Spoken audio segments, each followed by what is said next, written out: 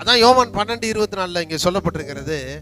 அவர் இயேசு சொல்றாரு, நான் செத்தேன்னா, நான் சிலுவையில மரித்தேன் என்றால், நான் சிலுவையிலே பாடுபட்டு மரிப்பேன் என்றால், என்னை விசுவாசிக்கிறவர்கள் அத்தனை பேரும் தேவனுடைய பிள்ளைகளாகும்படி அதிகாரம் கிடைக்கும் என்று இயேசு யோவான் 12:24 சொல்றாரு. கையை தட்டி. உங்களை சாக சொல்லல. நிறைய பேர் எடுத்துட்டு கோதுமை மணி போல மடிந்துடுவோம். நீ செத்த ஒரு பிரயோஜனம் கிடையாதுயா. இயேசு சிலுவையில செத்ததுனாலதான் நீயே பிரயோஜனப்படுவ. இயேசு சிலுவையில மரிக்காமல் இருந்தால், இயேசு சிலுவையில சாகாம இருந்தா, இயேசு சிலுவையில பாடுபடாம இருந்தா, இயேசு அங்கே நிர்வாணமாக நில்லைன்னா இன்னைக்கு உங்களுக்கு எனக்கு வாழ்க்கையே கிடையாது. கிறிஸ்தவங்கிற பட்டம் கிடையாது.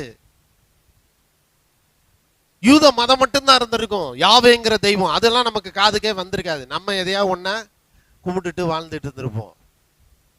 இயேசு சொல்லுகிறார் யோவான் 12:24 திரும்ப நீங்க வாசிங்க.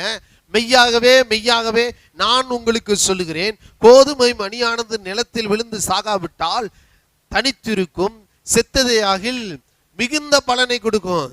பரலோக வித்து இயேசு, பிதாவினுடைய ஒரே பேரான குமாரனாகிய இயேசு, தேவனுடைய ஒரே வித்து.